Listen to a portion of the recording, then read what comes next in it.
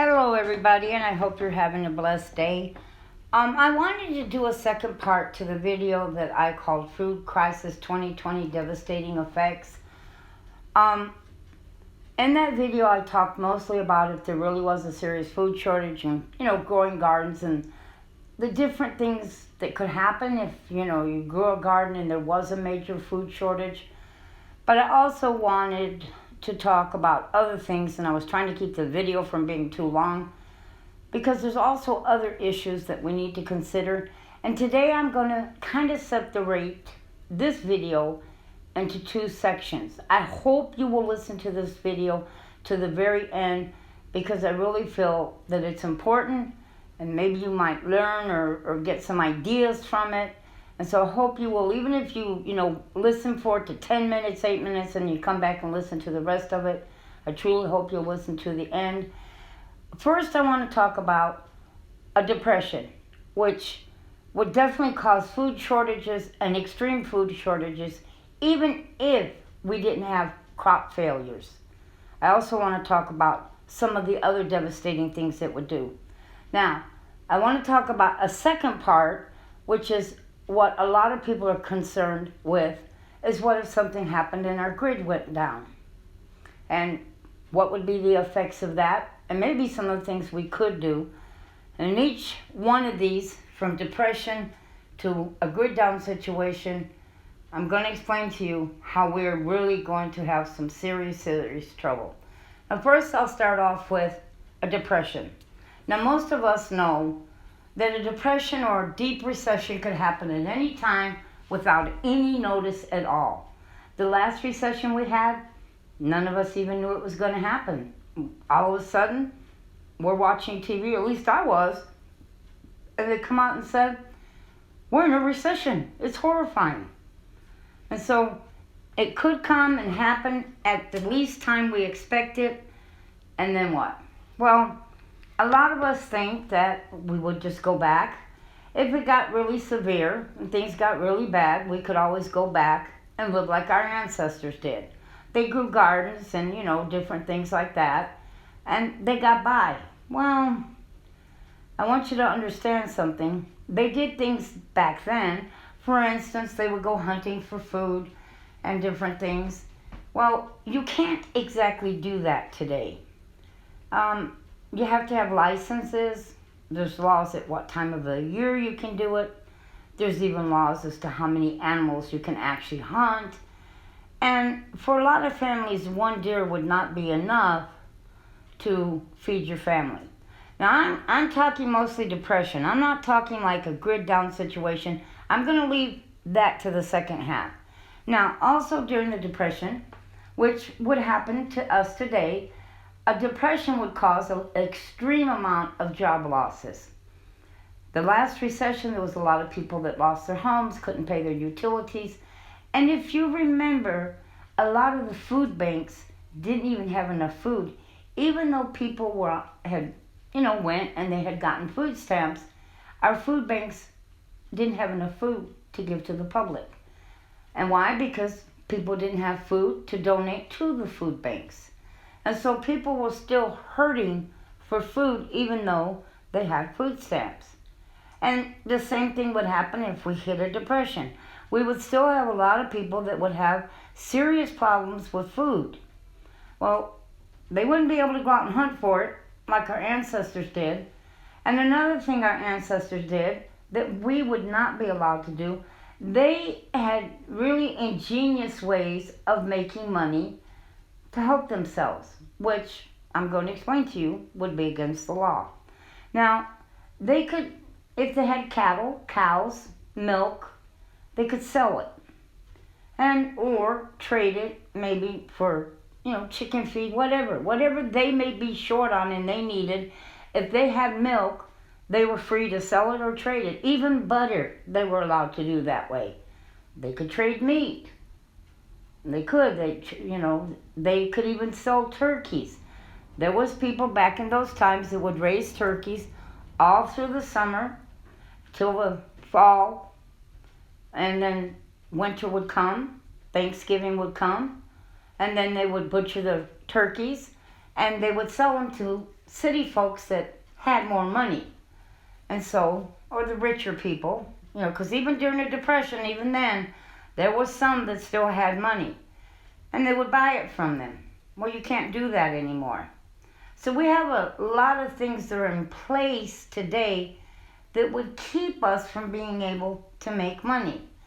Today, if you had a garden and you were fortunate enough and you were able to grow so much food, you had extra and you wanted to sell it to the public, you have to be licensed to be able to do that.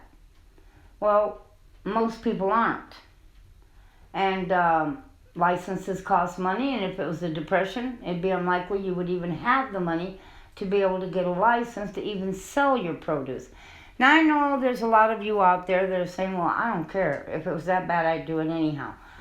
I'm not telling you what to do or not to do. I'm just giving you some of the information of what could be some of the serious problems if there was a depression compared to back then. Because, see, they didn't have electricity. They didn't have water, running water, plumbing.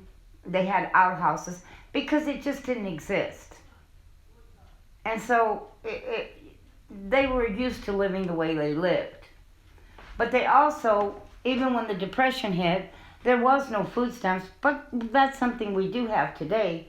And so they had to come up with other ways to be able to feed themselves. I remember stories of my mother going and catching eel, and they ate it.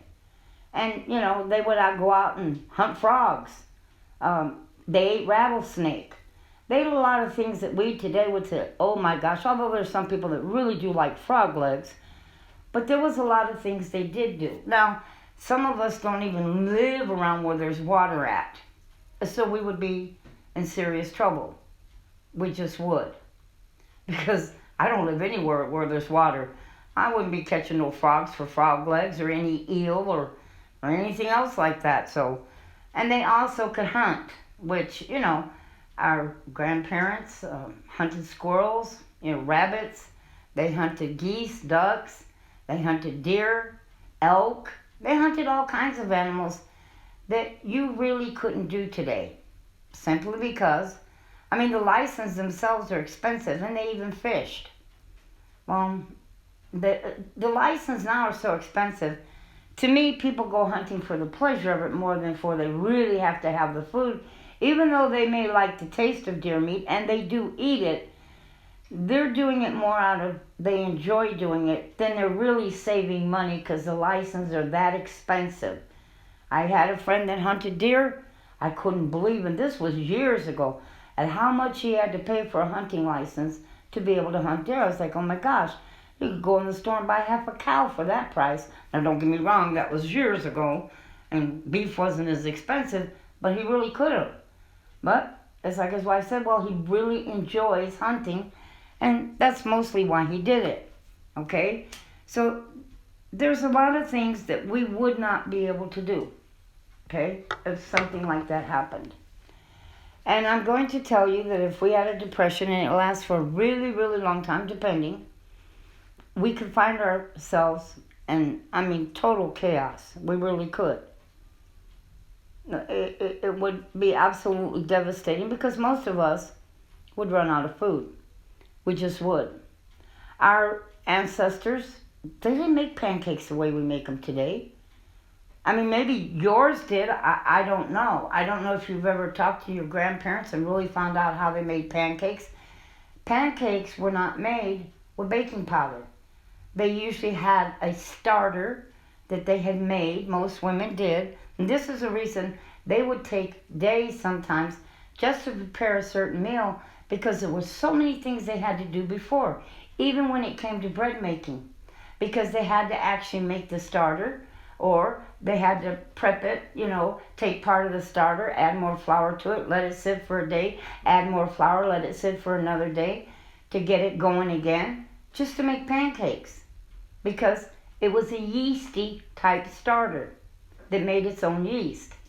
And so that's how they made their breads and their pancakes. They didn't make them from baking powders and sodas. They didn't even make them from yeast because they didn't have it. They went around and saved starters and made like that. And most of us today don't even know how that was done or how to do it. Most of us have not really heard about making breads and pancakes that you make without even using baking powder. So, see, there's a lot of things too that we don't really know. My grandmother used to make cottage cheese out of milk, milk that went bad. Literally, it went bad. She even did that with milk she would buy from the store. When the milk would, start to turn and get clabbery a little bit, she'd just set it on her countertop and let it sit there, and then it would make this whey type stuff at the top. She'd pour it off, and the bottom was cottage cheese. She'd salt it a little bit and put it in a container, and she ate it. See, we don't know how to do a lot of those things today that they did. Now, that's just part of the problem, and I will get into more of the problem when I talk about, well, if a grid went down. And so, I just wanted to kind of discuss some of the differences and the difficulties that we actually would go through. Like I said, it could be more than a depression that could cause a food shortage. In some places, it could be something as simple as a flood that's long term, tornadoes. Trucks can't get through. It's very difficult, and so they go without food for quite some time before everybody, can get trucks or food to them or even water to them. That's one of the biggest reasons it's so important to have extra food and water on hand in case something like that in your area happened.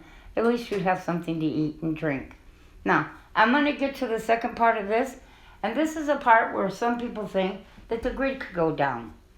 Well, the grid goes down some places every year for a short time. And it's very inconvenient when it happens. Tornadoes cause it to go down, floods cause it to go down, earthquakes cause it to go down, ice, freezes over, tree branches hit lines, the lines have so much ice on them they snap and break, which causes the electricity to go down for a couple of weeks.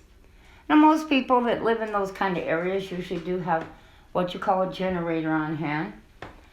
But if there was what we call a grid down situation, and a grid down situation could happen for a couple of different reasons, EMP or it's hacked. Now, things will be really different if something like that happened compared to a depression. Because if our grid went down, that would send us way back, 1800 style, okay? It would be absolutely horrifying. And that's one I really don't like to think about. But we have to. Because in the times we live, it could happen. We could get some nation that becomes angry at us, can't stand us, hate us, whatever. They always say that the future wars are not going to be fought with guns and bullets. They're going to be fought cyberly. That's a very good possibility. And so what would we do if the grid went down? Well, the first thought is like a lot of people think, we would go back and live the way our ancestors did. They had no running water, no electricity, no modern conveniences, no refrigerators. But like I said in the beginning, you got to remember all the rules and regulations that would keep you from doing that.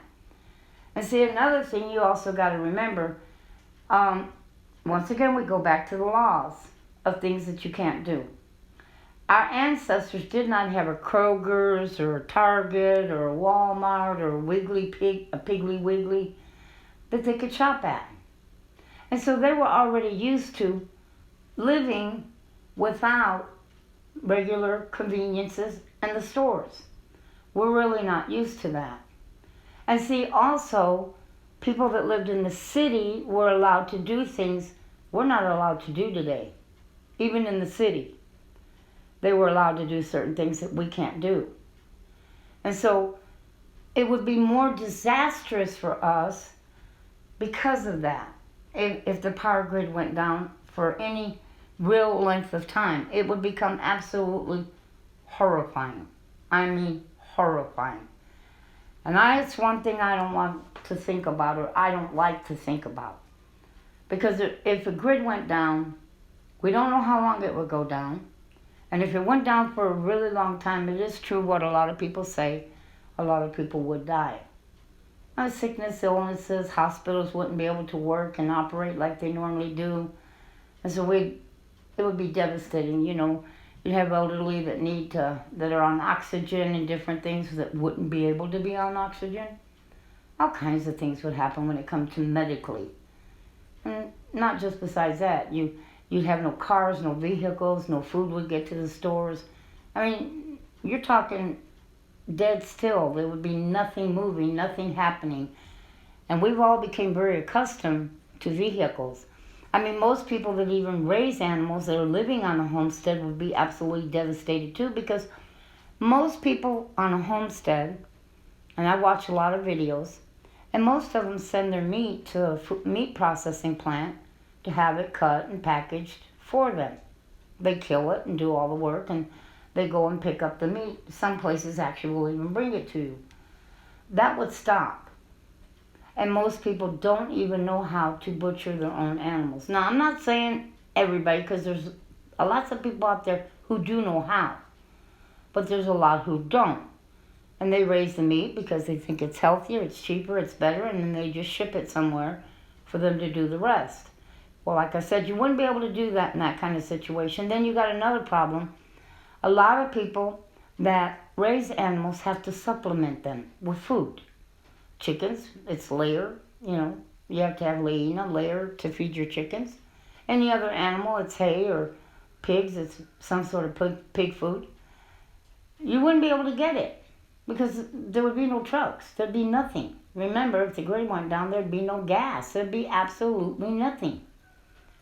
And so there would be people that are sitting there with animals that they couldn't even feed, because you wouldn't even be able to go and get hay, even if someone had it, because you have no gas to get it home on your truck.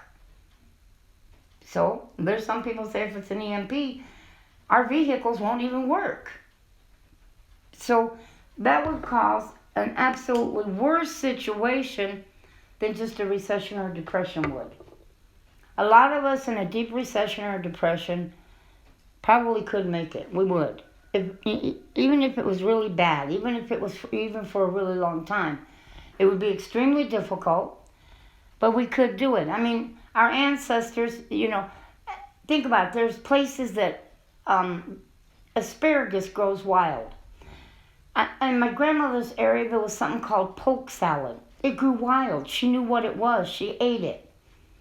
And so there was a lot of things back then that they knew what things were, and they ate it all the time. I remember my grandmother taking baskets, and she would come home with all kinds of greens.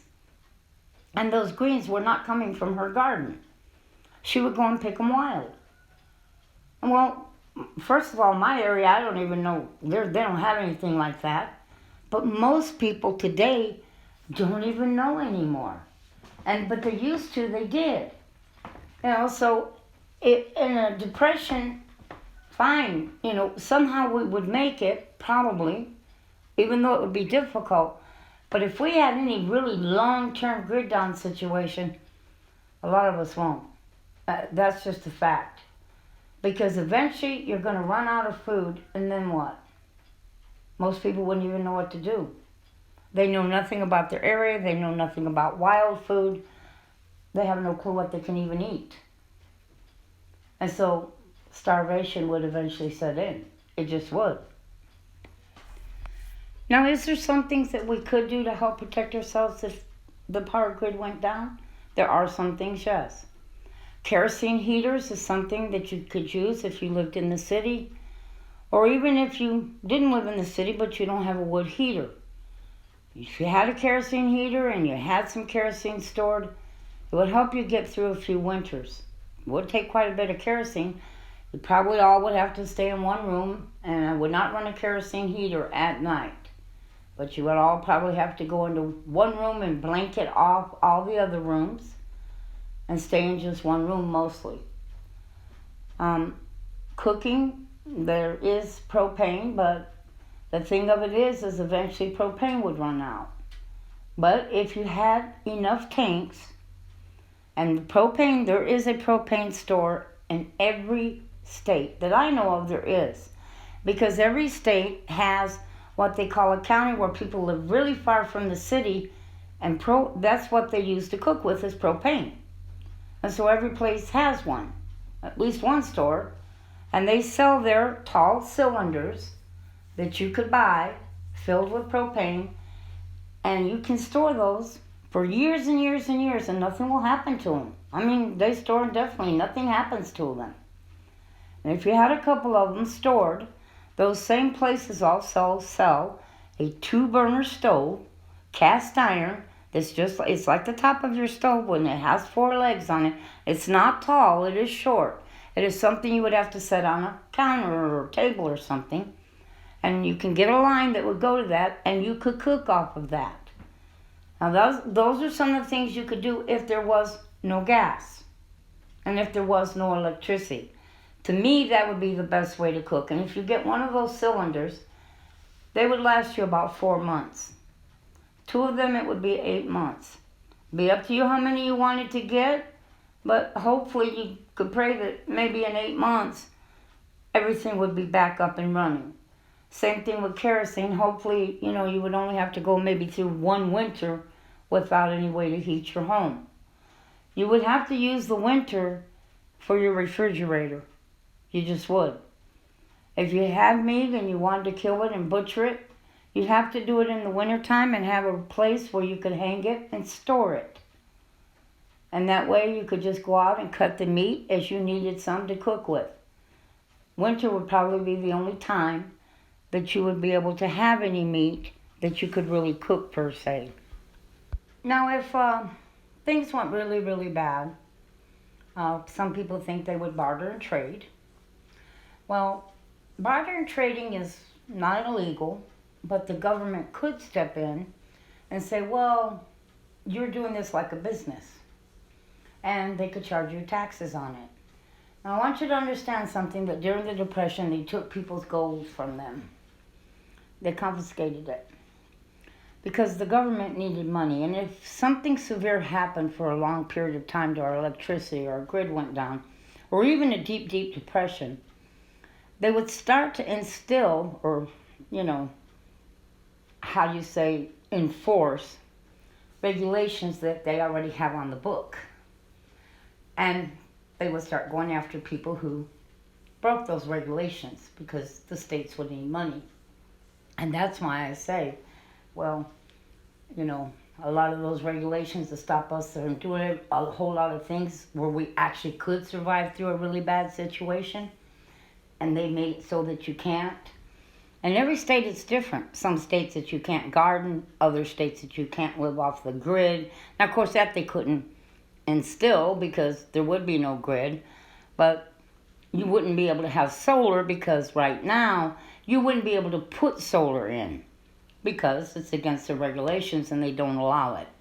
And every state and every area has different regulations, but they will enforce them if anything goes really bad, simply because they're going to need money. And these are all the things that we have to think about, because being prepared is thinking about all types of situations and trying to do as much as we can to help ourselves get through those situations. And we can't always think that we'll just go back and live like our ancestors, because it is true, times have changed. We can do some things, but not everything. God bless, and I hope this was helpful.